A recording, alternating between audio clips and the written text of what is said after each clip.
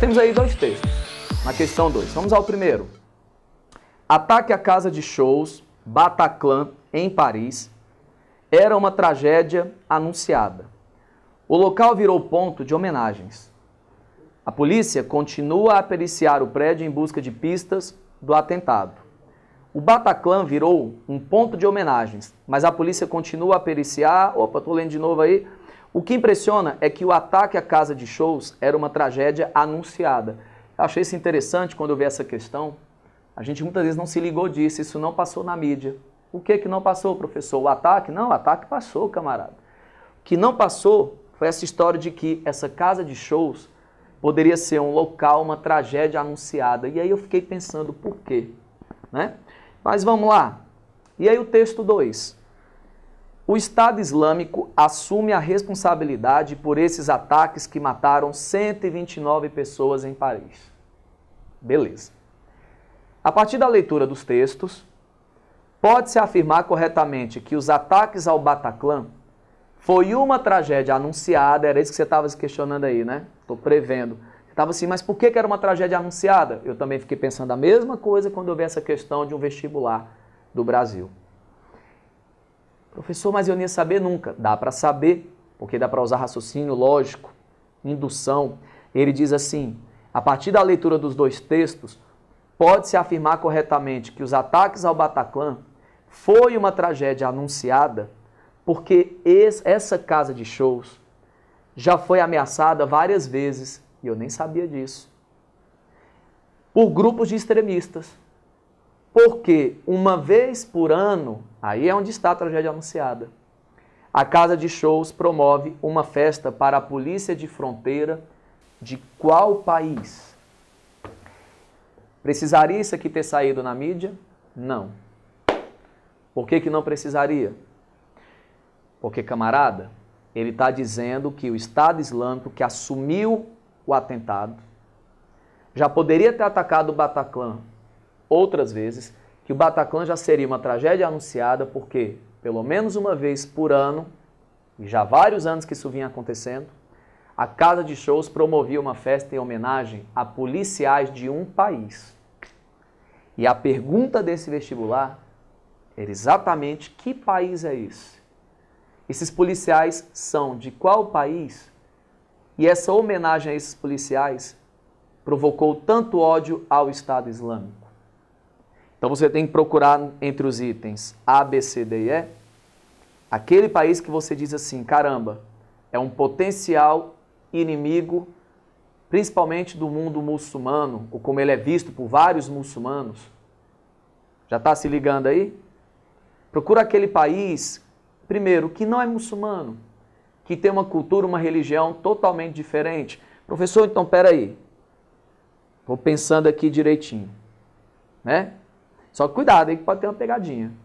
Porque você tem aí dois países que não tem essa cultura muçulmana, islâmica de jeito nenhum. Entre esses dois países, nós temos a nossa resposta. Então dá uma olhadinha. Galerinha, Estado Islâmico. Vou ficar aqui um pouquinho de lado para vocês visualizarem. Eu posso encontrar na provinha com a sigla EI, óbvio, professor. Estado Islâmico. Ou, essa aqui não contava com a minha astúcia. Pode encontrar também ISIS. ISIS. Então, tanto a sigla EI, Estado Islâmico, ISIS também vai significar Estado Islâmico. É o velho e bom Estado Islâmico do Iraque e do Levante. Beleza? Vamos para frente.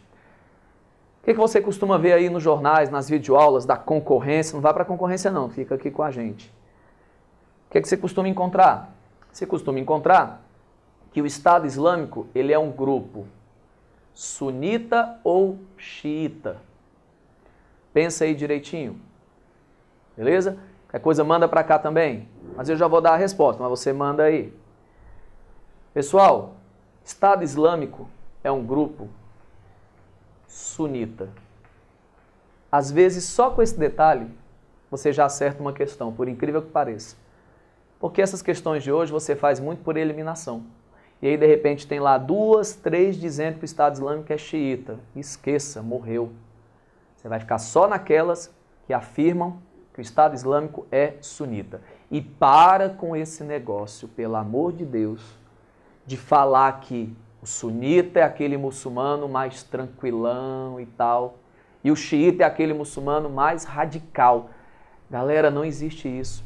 Você pode encontrar o camarada radical dentro do xiita, ou você pode encontrar o cara radical entre os sunitas.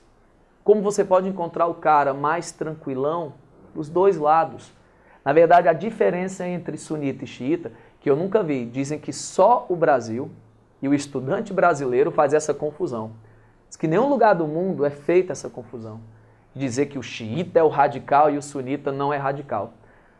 Só para exemplificar, o Estado Islâmico, que é o grupo hoje mais temido, talvez mais bárbaro de todos, é sunita. Então já desmente esse papo aí de que, nossa, o xiita é o radical. Outra, pega o Boko Haram. De onde é o Boko Haram? Lá da Nigéria. É outro grupo que é sunita. E pega aquele grupo do 11 de setembro, qual é? Que na verdade o Estado Islâmico era um braço desse grupo. É um desmembramento desse grupo, que é bem mais antigo que o próprio Estado Islâmico. Quem é? Chamada Al-Qaeda. Também é sunita. Então, professor, qual é a diferença, na verdade, entre xiitas e sunitas? É aquele lance da sucessão, galera. Como assim a sucessão?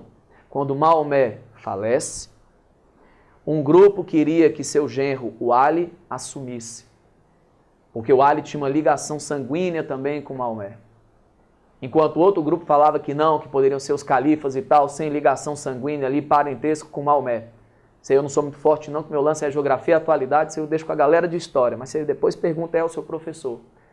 Então, a diferença está muito nisso. E eu sei também, né, lembrando das minhas aulas de história aí, que esse nome sunita também vem porque os sunitas seguem as sunas, que é um livro ali que praticamente os xiitas não seguem.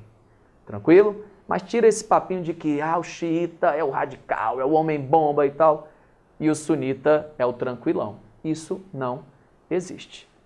Beleza pura? Vamos para frente. Então o Estado Islâmico é sunita, e aí é onde está um grande detalhe. Vocês se lembram melhor do que eu que em 2001 os americanos foram atacados em Nova York, ao World Trade Center e o Pentágono. Muito bem.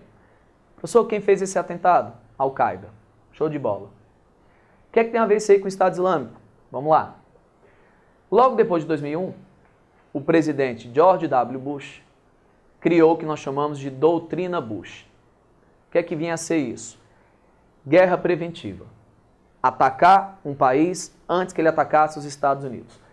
Em outras palavras, galerinha, os Estados Unidos poderiam atacar um país desde que ele tivesse sendo um perigo, produzindo armas de destruição em massa ou apoiando grupos terroristas que pudessem atacar os Estados Unidos ou seus aliados. Dito isso, os americanos então já tinham um argumento para atacar qual país em 2003? O Iraque. Você lembra qual foi o argumento para atacar o Iraque? O argumento é que o Saddam Hussein, inimigo dos Estados Unidos, estaria produzindo armas de destruição em massa. Na verdade, tinha estoque de armas de destruição em massa. E poderia utilizar isso aí, de repente, contra os próprios Estados Unidos ou seus aliados. Então, vamos lá atacar o Iraque. Muito bem, só tem um probleminha. Saddam Hussein era o quê? Sunita ou xiita? Saddam Hussein também é, ou era, né? Que já foi dessa. Saddam Hussein era sunita.